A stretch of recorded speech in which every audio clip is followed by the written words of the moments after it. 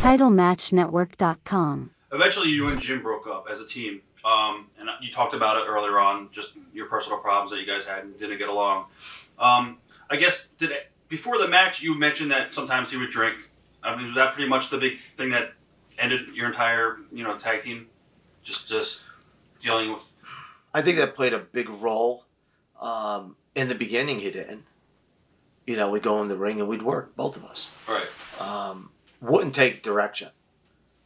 And if I did something in the ring, the next night he would do all the things that I'd say, hey, Jim, look, come off the top, give the guy an arm chop, and then go into a forward roll, come up, pop his partner in the corner. When his partner comes in, we'll do the switch, get everybody involved.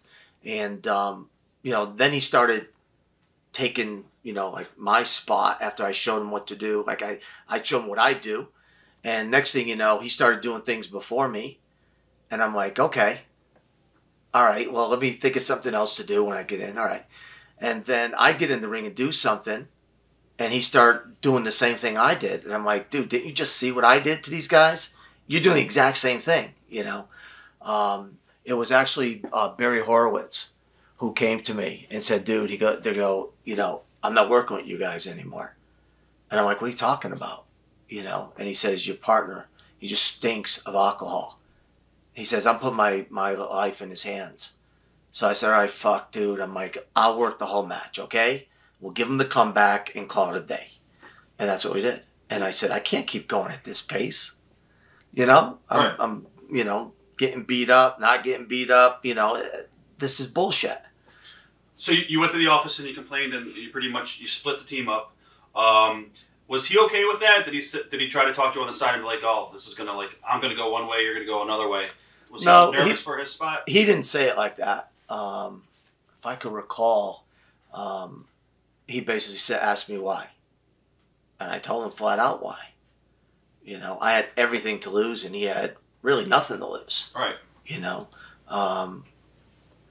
So yeah, that was pretty much it. No big deal. I think he thought that he was going right to the top after that. It's fuck Paul and here I go.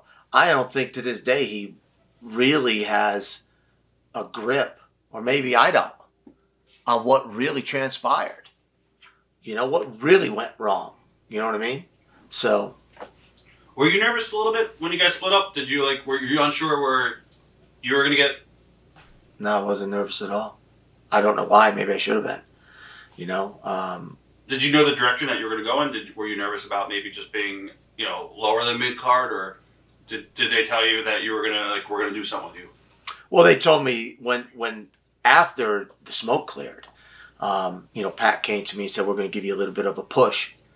So I was like, okay, great. What that meant, we'll see. And again, I stayed in a good spot, comfortable. Most people would have been happy. I wasn't, because, I'm not an underachiever. I wanted to get more and more. So I made some good money.